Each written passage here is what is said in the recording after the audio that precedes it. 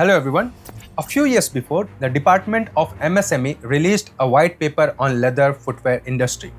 For those of you who don't know about white papers are basically an in-depth analysis and roadmap to solve a complex problem. In this case, the white paper is about how India can modernize its leather and leather footwear industry. The question is, why? Why leather and leather footwear is so important for India? Time has come where people will say leather industry is owned by the Indians. The market for leather and leather footwear specifically is as robust as ever. And that's good news for Tamil Nadu, which accounts for 40% of all leather exports. In the year 2022, the world produced 24 billion pairs of shoes. It means every person on this planet can have at least 3 pairs of shoes just in 1 year. And if you understand the footwear industry is basically divided into leather and non-leather segment. And right now, the leather segment dominates the footwear industry. Which means, even though the non-leather shoes are sold much more in volume, the revenue generated from leather industry is much more higher than the non-leather shoes.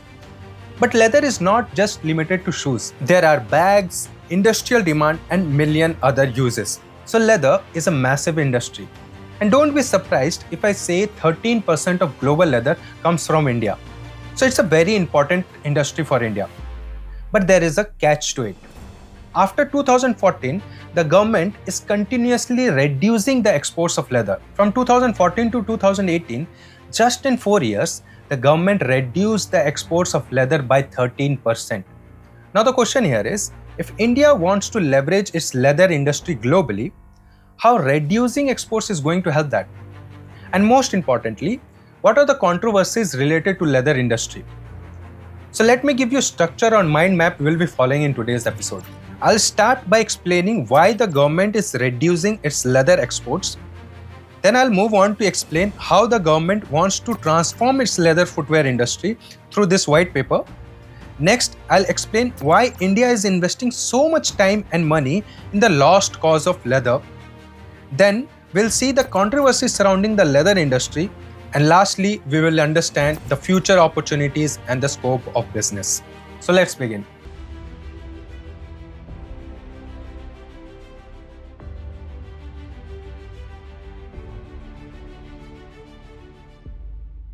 So the first and the primary question is, why India is reducing its leather exports?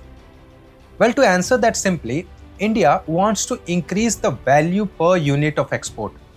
Let's understand this through this animation. For example, if India exports 1 candy of raw cotton that is 356 kgs, the export price on average is 62,000 rupees.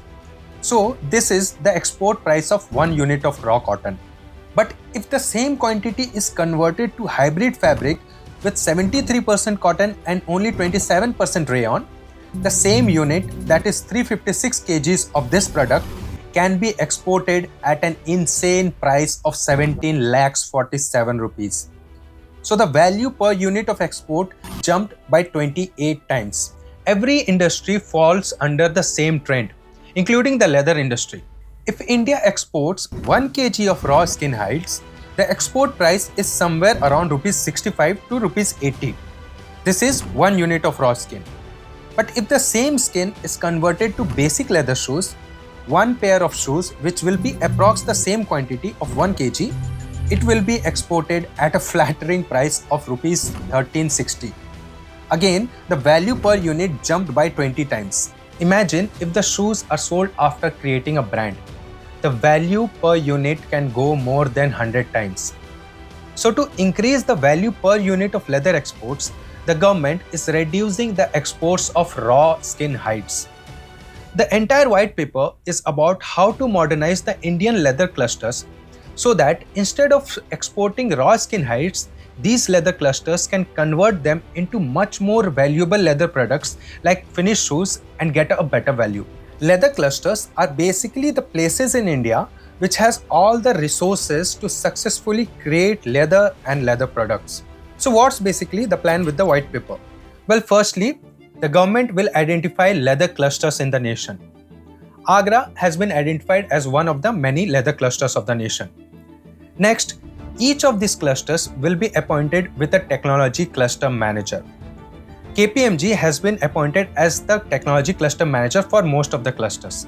Next, KPMG will create technology centers for each of the clusters. For instance, CFTI or Central Footwear Training Institute of Agra has been selected as the technology center for Agra. Now the question here is, why the government is creating these technology centers? Let's understand this through this animation. KPMG has identified 10 steps of leather making process. It starts with animal husbandry. Then the skins and hides are removed in the butcher house, turning them into raw materials. Then the raw materials goes through this tiring 5-step process to finally convert them into leather. Then the leather goes to the manufacturers who convert the leathers to finished products. Now the government specifically wants to transform the last step through these technology centers. And they have a very strong reason for that. For instance, if the raw material is sold in the export market for 10 rupees, the leather will be sold for 25 rupees. But if that leather is converted into high quality shoes, the shoes can be exported for 400 to 500 rupees. The last steps add the highest value to the product. And right now, most of the process of converting leather into shoes is done manually in these clusters. So the government wants to use these technology centers to modernize, innovate and train the people to create finest leather shoes. For instance, the designing and the pattern cutting of the leather is mostly done manually right now. This step could be easily be replaced by the CAD/CAM software, making it much more standardized and scalable. And these technology centers will be used to train those people in that direction. Well then, the concept of technology centers are a fantastic move, right? Well, there is another catch here. The same white paper has specified a major threat to the industry. Interestingly, the consumers are sharply shifting towards cruelty-free fashion. And consumers are more conscious of the environmental impact of their choices. They want to reduce their carbon footprint in this world. Nike is creating a whole range of cruelty-free shoes using microfibers. Adidas is using mushroom leathers. Mushroom is super ingredient to become a sustainable future leather because it grows mycelium, a vegetative part of the fungus that can mimicking perfectly like leather without any PU or PVC. They are slowly moving to become a vegan brand. And many other major brands like Puma or Woodland are also following the changing trends. Currently, the Certo's biggest market is fashion industry. The first one was with Fossil for making bags and accessories. Then we did a collaboration with H&M, then with Adidas Boxing. So even though the demand for leather products are very high right now, the future are the non-leather products. And India do not have the required capacity to meet the rising demand of non-leather products. In the year 2010, India imported mere 2.5% of its required non-leather shoes. But in the last few years, the demand for non-leather shoes spiked so much that India was forced to import 62% of its required non-leather shoes. This is the figure of 2018. There is a huge gap in the industry. But now a very interesting question emerges. Then why India is investing so much time and money in the lost game of leather? Well, there is one very major reason which is forcing government to invest and modernize the leather industry urgently. Leather industry is highly labor-intensive industry. Millions of Indian families are dependent on this industry. And countries like China and Vietnam are upgrading their leather industry so fast that if India do not match that, importing leather shoes will be much more cheaper than making it here. Last year, Vietnam has increased their export value by 6 billion in 1 year, only incremental export, which is more than India's total export. That means they created one Indian capacity in 1 year. And remember, India is one of the biggest consumers of leather shoes just because of its population. This will collapse the Indian leather industry and millions of people will become jobless, creating a havoc in the political sphere. That's why nobody even thinks of damaging this industry even though it's filled with controversies. Interestingly, most of the modernization is happening in this part of the value chain. But this part stirs up the highest controversies. Let me tell you why. Firstly, there is no proper account of butcher houses in these leather clusters. There are a number of illegal butcher houses which are supporting the supply chain.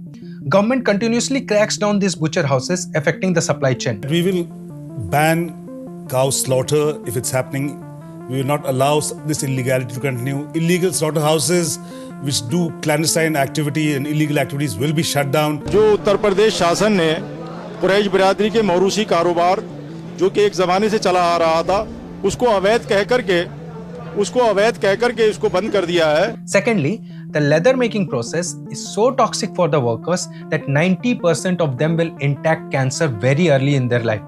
And most of them will not even survive till 60 years of age. According to a recent report, 90% of workers don't live past the age of 50 because of all the chemicals they're touching.